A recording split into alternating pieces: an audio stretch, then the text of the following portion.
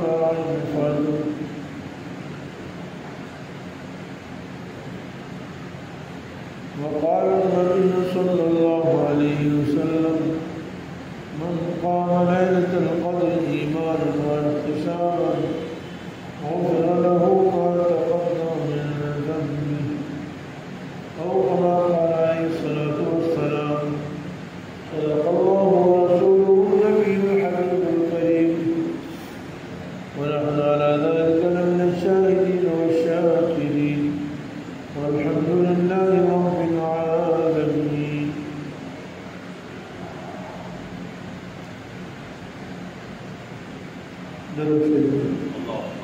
اللهم صل على محمد وعلى آل محمد كما صليت على إبراهيم وعلى آل إبراهيم إنك حميد مجيد.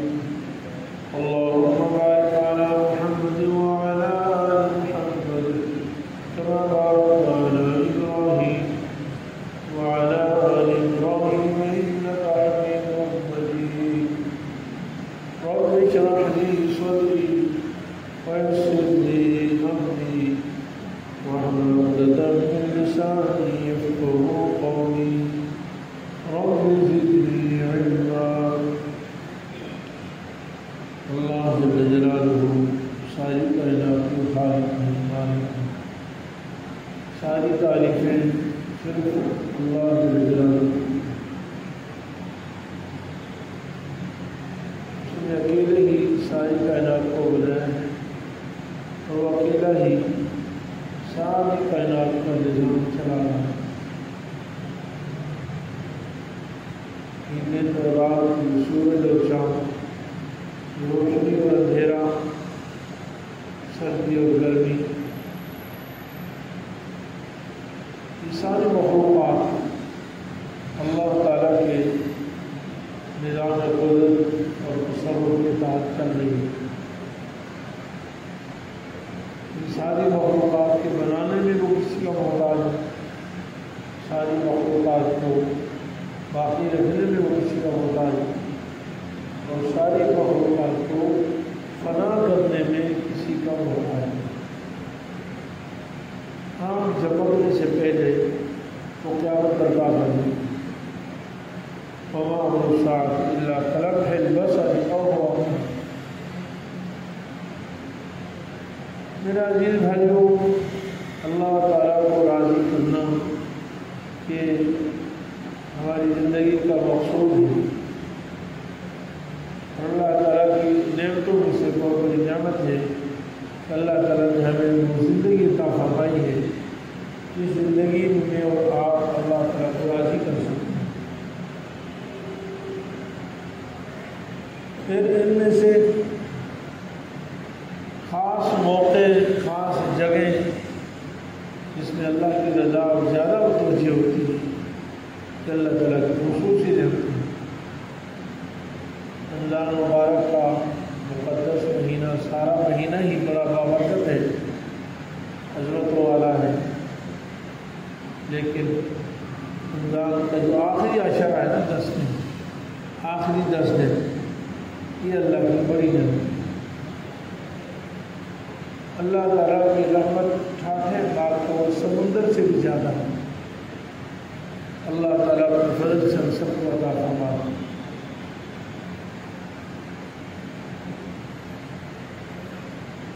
آخری عشرہ میں 2 کام بہت زیادہ فضیلت والے ہیں۔ ایک کام اعتکاف ہے اور ایک لیلۃ القدر کی رات ہے۔ لیلۃ القدر، قدر والی رات، قدر والی، عظمت والی، فضیلت والی رات۔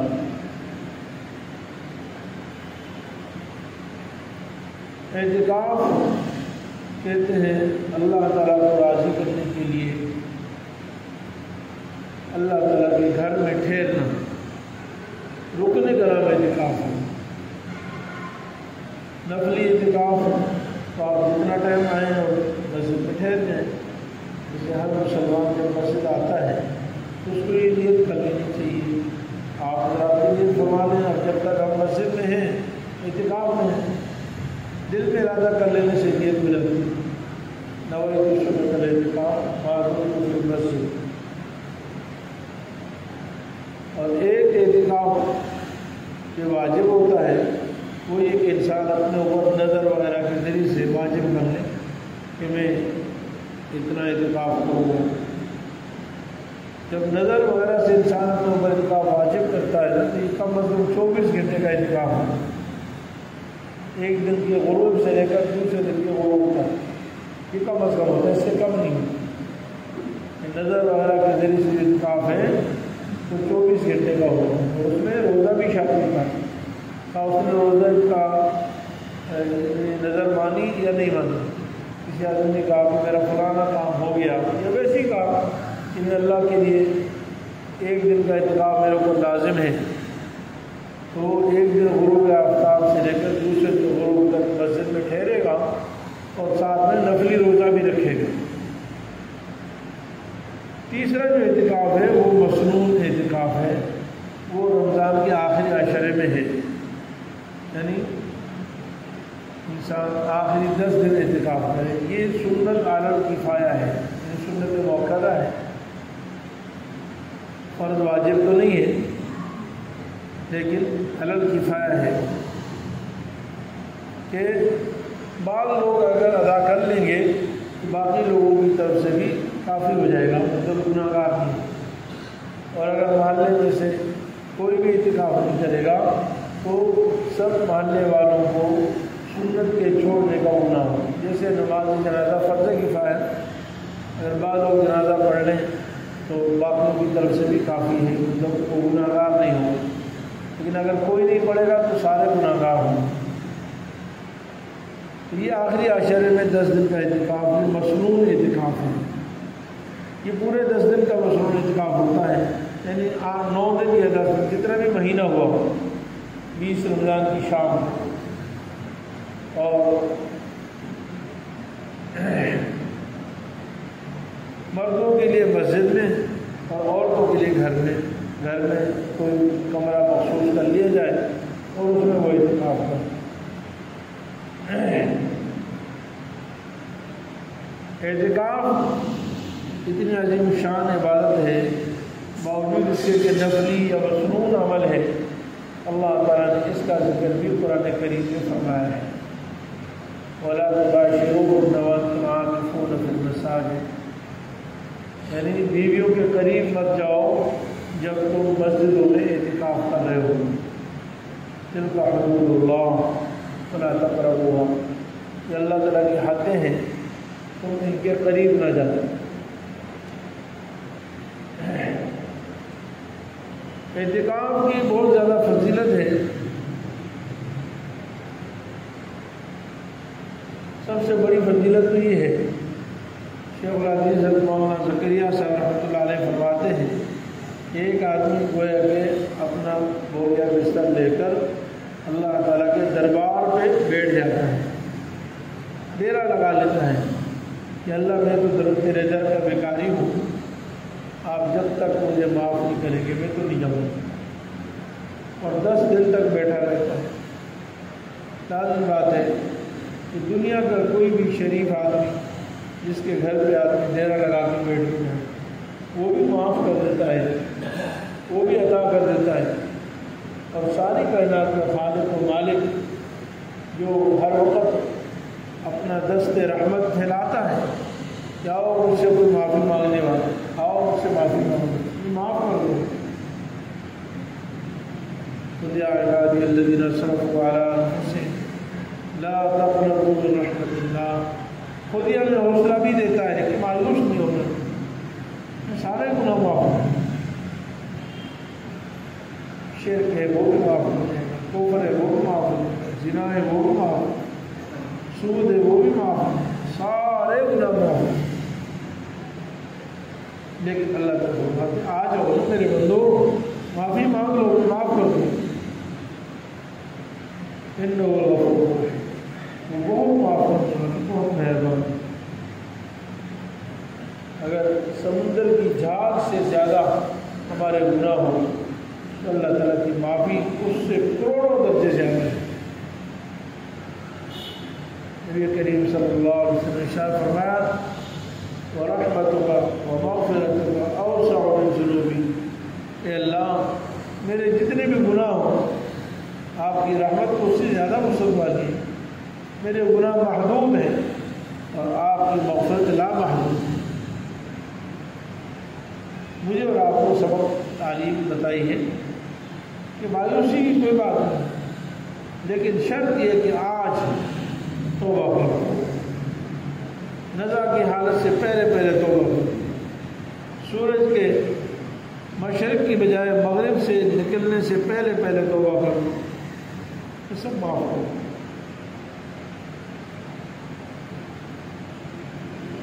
ایک تو اعتکاف اس طرح عظیم شان عبادت ہے، انسان اپنے گھر بار، بیوی بچے، دوست احباب، رشتہ دار، ہر قسم کا کاروبار، لین دین، تعلقات، سب کچھ چھوڑ چھاڑ کر تنہا اکیلا مسجد میں آ جاتا ہے، اور وہ گویا کہ زبان حال سے کہتا ہے کہ اللہ میں تو تیرے در کا بیکاری ہوں، تیرے مقابلے میں مجھے کسی سے کوئی تعلق، نہ بیوی سے، نہ بچوں سے، نہ رشتہ داروں سے، دوست احباب سے، نہ کاروبار سے، میں تیرے در کا بیکاری ہوں۔ تو یہ بہت بڑی عبادت ہے۔ پھر اس کی فضیلت کے لیے یہ بھی کافی ہے کہ خود نبی کریم صلی اللہ علیہ وسلم نے اعتکاف فرمایا۔ آپ صلی اللہ علیہ وسلم کے اوپر اللہ تعالیٰ نے بڑی ذمہ داری ڈالی، قیامت تک کے لیے نبوت کی ذمہ داری تھی، اور دین کا ہر شعبہ آپ کے ذمہ تھا۔ اس کائنات میں کوئی اتنی ذمہ داریاں پوری نہیں کر سکتا جتنی اکیلے حضور پورا کیے کرتے ہیں۔ ساری امت مل کر حضور کے سارے شعبوں کو سنبھالتی، اور حضور اکیلے سارے شعبوں کو سنبھالتے ہیں۔ آپ صلی اللہ علیہ وسلم ہر سال اعتکاف فرماتے تھے، ایک سال تو آپ نے پورا مہینہ اعتکاف فرمایا۔ احادیث بھری پڑی ہے کہ آپ صلی اللہ علیہ وسلم نے پہلے 10 دن اعتکاف فرمایا، ہم نے بھی اعتکاف کیا، صحابہ نے بھی ساتھ۔ ابو سعید خدری رضی اللہ عنہ فرماتے ہیں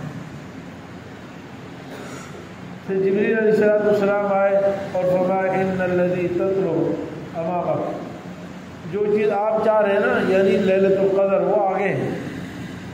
پھر فرماتے ہیں ہم نے دوسرے 10 دن اعتکاف فرمایا، رسول اللہ صلی اللہ علیہ وسلم نے بھی اعتکاف فرمایا، ہم نے بھی ساتھ۔ پھر جبریل علیہ السلام آئے کہ محمد آپ جو چیز طلب کر رہے ہیں وہ آگے ہے۔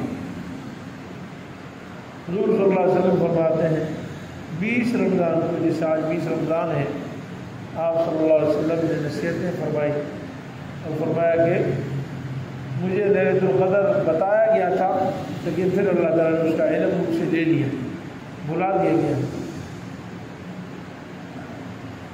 اور جو شخص لیلۃ القدر تلاش کرتا ہے تو اس کو چاہیے کہ آخری عشرے میں تلاش کرے اور طاق راتوں میں زیادہ امکان ہے۔ اور فرمایا کہ مجھے یہ دکھایا گیا ہے خواب کے ذریعے سے جو وہی ہوتی ہے کہ میں اس رات کی فجر جب میں پڑھا رہا ہوں نا تو پانی اور گارے میں سجدہ کرنا۔ حضرت ابو سعید خدری رضی اللہ عنہ فرماتے ہیں اس رات کسی قسم کی کوئی بادل نہیں تھی، اچانک بادل آئے اور بارش ہوئی اور زمین یوں کہ چھت جو ہے مسجد کی کھجور کی شاخوں سے بنی ہوئی تھی تو پانی اندر آ جاتا تھا، ٹپکتا تھا۔ تو آپ صلی اللہ علیہ وسلم نے جب فجر کی نماز پڑھائی تو مٹی اور پانی آپ کی پیشانی پر نظر ہوا، 21ویں شب، مطلب یہ کہ اس رات شب قدر جو 21 رمضان۔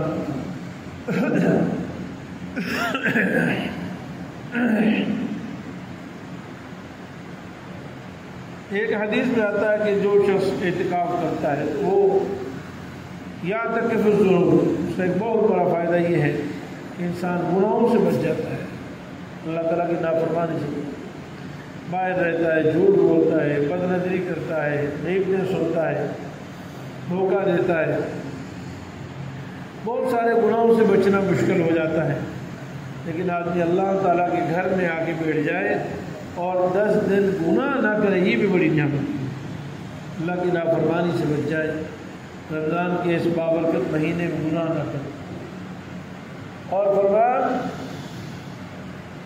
اس کو اتنی نیکیاں ملتی ہیں جتنا ساری اور نیکیاں کرنے والوں کو نیکیاں ملتی ہیں، یعنی باہر رہ کر جتنے لوگ نیک اعمال کرتے ہیں اور یہ اعتکاف کی وجہ سے وہ اعمال نہیں کر سکتا ہے تو اس کو وہ ساری نیکیاں مل جاتی ہیں، باہر رہ کر تو نیکیاں مل جاتی ہیں۔ ایک حدیث پاک میں آتا ہے رسول اللہ صلی اللہ علیہ وسلم نے فرمایا کہ ایک دن کا اعتکاف انسان کو جہنم سے 3 خندق دور کر دیتا ہے، 3 خندق۔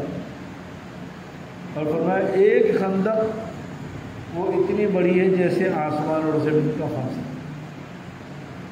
میرے عزیز بھائیوں، ایک دن کے اعتکاف سے گویا کہ یہ آسمان اور زمین کے فاصلے کی مقدار 3 گنا انسان جہنم سے دور ہو جاتا ہے۔ یہ ایک دن کی فضیلت ہے اور نفلی اعتکاف کی فضیلت ہے، رمضان کی اعتکاف اور پھر مصنون اعتکاف اور 10 دن کا اعتکاف اخلاص سے جو کرے گا تو بہت بڑا جو ثواب ہے، اس لیے ہمیں اہتمام کرنا چاہیے۔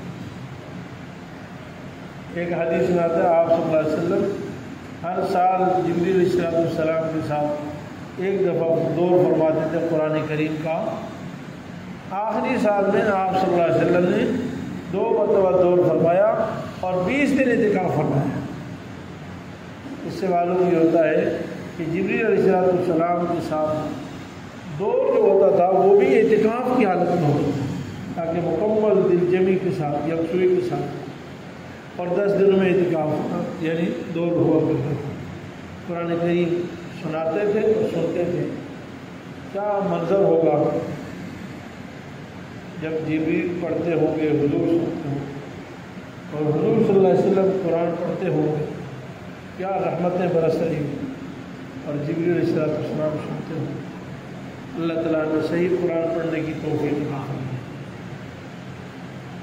اور میرے عزیز بھائیوں، دوسری جو بہت بڑی نعمت ہے اور جس کے لیے اعتکاف کیا جاتا ہے، حدیث سے معلوم ہوتا ہے کہ اعتکاف اس مقصد کے لیے خاص طور پہ کیا جاتا ہے، ہمیں لیلۃ القدر ملتا ہے۔ شب قدر جیسے کہ میں نے آپ کے سامنے پوری صورت تلاوت کی، اس پوری صورت میں شب قدر، قدر کی رات، لیلہ من رات کو، قدر من عظمت والی رات، عظمت والی رات کی فضیلت بیان فرمائی ہے اور اس کی شان یوں بیان فرمائی کہ ہم نے قرآن کو بھی شب قدر میں اتارا ہے. پھر شب قدر تمہیں کیا پتا شب قدر کیا ہے؟ لیلۃ القدر خیر من الف شہر. ارے شب قدر تو 1000 مہینوں سے بہتر ہے، 1000 مہینوں سے بہت بہتر ہے. اس میں فرشتے نازل ہوتے ہیں، اس میں سیدنا جبریل علیہ السلام نزول فرماتے ہیں، بِإِذْنِ رَبِّهِمْ اللہ کے حکم سے نازل ہوتے ہیں، اللہ کے احکام لے کر نازل ہوتے ہیں من کل امر. اور وہ رات سلامتی ہی سلامتی ہے، نجات ہی نجات ہے، مغفرت ہی مغفرت کا ذریعہ ہے. حتیٰ مطلع الفجر، صبح طلوع فجر تک، یعنی مغرب سے لے کر صبح صادق تک یہ رات ساری برکت والی ہے، عظمت والی ہے، فضیلت والی ہے. 1000 مہینے بنتے ہیں 85 سال سے زیادہ، 85 سال کم و بیش. 1000 مہینے بھی ہمیں سمجھ میں آتا ہے. علماء فرماتے ہیں کہ دیکھو ایک آدمی کو اگر آج کل کے اعتبار سے اگر کسی کو 100 سال کی عمر میں مل جائے تو 100 سال میں آدمی کسی کام کا ہوتا نہیں ہے، بہت کم، ایک کا دو کام نہ بہت ضعیف ہو جاتا ہے، بیمار اگر کسی کو مل جائے. ورنہ تو اس امت کی عمریں 60 سے 70 سال ہیں.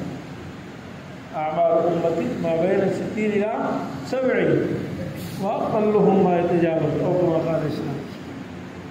میری امت کی عمریں 60-70 کے درمیان ہیں، بہت کم اس سے آگے جائیں. تو میرے عزیز بھائیوں، اگر کسی کو 100 سال کی عمر مل جائے، کچھ بچپن، کچھ سونا، کچھ دوسری ضروریات، ساری زندگی بھی عبادت میں لگائے نا، اس کی عبادت کا وقت 25-30 سال ہے. ساری زندگی کی عبادت کے اوقات کو جمع کریں تو 25-30 سال، 100 سال کی عمر. اور اللہ تعالیٰ فرما رہے ہیں کہ اگر ان 50-60 سالوں میں، 40 سالوں میں انسان کو ایک لیلۃ القدر مل جائے تو ایک شب قدر کی عبادت 1000 مہینوں کی عبادت سے بہتر ہے. 85 سالوں کی عبادت سے افضل ہے. میرے عزیز بھائیوں، میں اور آپ تھوڑا سا سوچیں، دنیاوی اعتبار سے ہم جس طرح دکانوں میں پیسے کماتے ہیں، اگر کسی دن اس طرح کی کوئی بولی لگ جائے کہ آج کے دن جو دکان کھولے گا اس کو اتنا بڑا نفع ملے گا کہ 85 سال جو کاروبار کیا ہے نا اتنا کاروبار آج ایک ہی دن میں ہو جائے. بتائیں بھائی، ہم میں سے کون ہے جو دکان بند کر دے؟ ممکن ہے؟ تصور کیا جا سکتا ہے کیا؟ اس سے بڑا دنیا میں کوئی بیوقوف ہوگا؟ ماں بھی سمجھائے گی، بیوی بھی سمجھائے گی، بھائی بھی سمجھائے گا، دوست بھی سمجھائے گا. ارے ایک دن کاروبار کرنے سے 85 سالوں کے کاروبار کا فائدہ ہو رہا ہے. اسی طرح زراعت ہے، فیکٹری ہے، کارخانے ہیں. نبی کریم صلی اللہ علیہ وسلم نے ہماری اس فطرت کو یوں بیان فرمایا ہے فجر کی نماز کے بارے میں کہ اگر ان کو کھر بھی مل رہا ہے، کھر دنیا کے اتنے حریص ہیں کہ ان کو کھر ملے نا تو اس کے لیے گھٹنوں کے بل اور یا سرین کے اوپر گھسیٹ کر، یعنی اگر پاؤں سے معذور ہے تو سرینوں پر گھسیٹ کر چلے جائیں گے. لیکن اللہ تعالیٰ تھوڑے سے عمل پر آخرت میں اتنا بڑا اجر و ثواب عطا فرما رہے ہیں اور اس کی ہمیں پرواہ بھی نہیں. نہ جانے کتنی شب قدر ہماری زندگی میں آئی اور چلی گئی، ہمیں پتہ بھی نہیں چلا کہ شب قدر کیا ہوگا، اس میں ہم نے کیا کرنا ہے، کس طرح اس کو گزارنا ہے. بڑے بد نصیب تو وہ لوگ بھی ہیں جن کو شب قدر میں نماز تو کیا، مزید عبادت تو کیا، خود جو فرائض ہے اس کا بھی اہتمام نہیں، پوری رات بازاروں میں گزر جاتے ہیں. نبی کریم صلی اللہ علیہ وسلم کا ارشاد ہے من قام لیلۃ القدر ایمانا واحتسابا غفر له ما تقدم من ذنبی. جس شخص نے لیلۃ القدر کا قیام فرمایا ایمان کی حالت میں اور ثواب کے لیے اخلاص کے ساتھ اللہ کو راضی کرنے کے لیے، کوئی اور غرض نہ ہو، میرا اللہ راضی ہو۔ غفر لہ ما تقدم من ذنبی، اس کے سارے پچھلے گناہ معاف ہوں، اس دن سے پہلے جتنے گناہ کے سارے گناہ معاف ہوں۔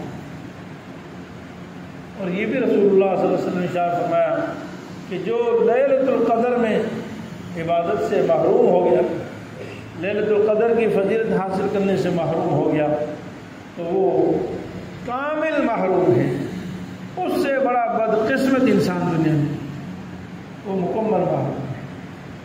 تو میرے عزیز بھائیو، ہم کوشش کر لیں، جو باتیں کی جا رہی ہیں 100% صحیح بات ہے، کوئی شک شبہ نہیں۔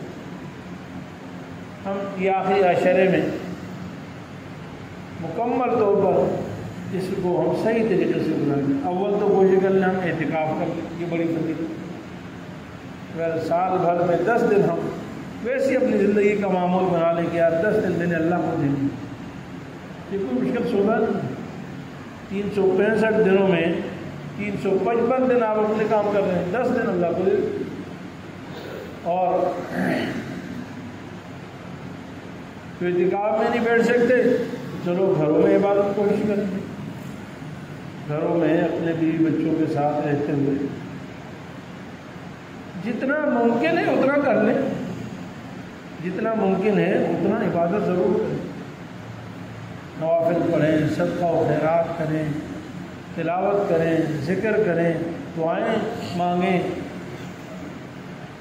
علماء فرماتے ہیں کہ اس رات میں جو بھی عمل کیا جائے گا 85 سالوں میں اگر وہ عمل اتنا کیا جائے نا 85 سال، تو اس رات کے اس ایک عمل کا ثواب زیادہ ہے۔ یعنی لیلۃ القدر میں جس نے 2 رکعت پڑھ لی، اگر ایک آدمی 85 سال 2 رکعت پڑھے، 85 سال 2 رکعت ہر رات، ہر رات جو اس نے 2 رکعت پڑھی ہے نا، یا 1000 مہینے ہر رات 2 رکعت نماز پڑھی، اور ایک آدمی کو لیلۃ القدر میں 2 رکعت نصیب ہو جائے، اللہ ہم سب کو نصیب فرما دے، تو 1000 مہینوں میں ہر رات جو 2 رکعت پڑھی نا، کتنا مشکل کام، کر ہی نہیں سکتے۔ تو وہ لیلۃ القدر والی عبادت جو 2 رکعت ہے وہ افضل ہے، اس کی فضیلت بڑھ جائے گی۔ ایسی ذکر کیا اور تلاوت کی، دعائیں مانگی وغیرہ جو بھی اعمال ہیں اس کا ہم اہتمام کریں، اور خاص طور پر فرض نماز ہو تو بالکل نہ چھوٹ جائے، اور اسی طرح کوئی گناہ سرزد نہ ہو، اپنے منہ کو تالے لگا دیں، اپنی آنکھوں پہ تالے لگا دیں، اپنے کانوں کو بند کر لیں، کسی کی غیبت نہیں سنی، جھوٹ نہیں بولنا، دھوکہ نہیں دینا، گالیاں نہیں دینی، بد نظری نہیں کرنی، اللہ تعالیٰ کی کوئی نافرمانی نہیں کرنی، سچے دل سے توبہ، اللہ تعالیٰ سے معافی مانگنا، اور فرائض کا اہتمام، کم از کم یہ ہے ادنا سے ادنا درجہ کہ فرض کو ہم اہتمام سے پڑھیں، یعنی یہ آخری 10 دنوں میں ہم پورا اہتمام کریں کہ میں نے تکبیر اولیٰ سے ساری نمازیں پڑھی، خصوصاً مغرب کی، عشاء کی، فجر کی، یہ رات میں آتی نماز، یہ تکبیر اولیٰ سے رہ نہ جائیں، کہیں افطاری کی نظر نہ ہو جائے، جی افطاری چل رہی ہے، فلاں ہو رہا ہے، فلاں ہو رہا ہے۔ شیطان بہت بڑا دشمن ہے ہمارا، اور اللہ تعالیٰ نے بار بار قرآن کریم میں شیطان کی دشمنی کا اظہار فرمایا کہ شیطان تمہارا پکا دشمن ہے، اور ہمیں جہاں کامیابی کا وقت ہوتا ہے، کامیابی کی جگہ ہوتی ہیں، اس سے غفلت میں ڈالیں۔ رمضان کا آخری عشرہ مسلمانوں کا تو ایسا چاہیے تھا کہ اس میں مکمل چھٹی ہوگی اور ہم خالص عبادت کے لیے فارغ ہیں۔ سال میں 10 دن یہ ضروری تھے، چاہیے یہ کہ چھٹی کرتے ہیں مسلمان، لیکن افسوس یہ ہے، صد افسوس کہ مسلمان جتنا ان 10 دنوں میں کاروبار کرتا ہے اور دنیاوی محنت کرتا ہے، یا لہویات، فضولیات ہماری جو گلیاں ہیں، روڈیں ہیں، ان پہ کھیل، کرکٹ اور مختلف کھیل تماشے ہو رہے ہیں۔ ہمارے بچوں کا یہ ذہن بن چکا ہے کہ یہ تو کھیلنے کا دن ہے۔ اللہ، رمضان تو کھیلنے کے لیے بیٹھ، رات دن کو سونا، رات کو کھیلنا۔ تو میرے عزیز بھائیوں، یہ بڑی بدقسمتی کی بات ہے، ہمیں اس کا اہتمام کرنا چاہیے۔ انشاءاللہ کریں گے تو سب سے اچھا۔ اللہ تعالیٰ اپنے فضل سے ہم سب کو عمل کرنے کی توفیق عطا فرمائے، اور رمضان مبارک کی رحمتیں، برکتیں، سعادتیں، خصوصاً لیلۃ القدر کی اور اعتکاف کی ہم سب کو اللہ تعالیٰ عطا فرمائے۔ وآخر دعوانا الحمدللہ۔ مفتی صاحب کے یوٹیوب چینل کو سبسکرائب کیجیے اور ان کے تازہ بیانات کے ذریعے اپنی علمی، اصلاحی اور فکری آبیاری کرتے رہیے۔ جزاکم اللہ۔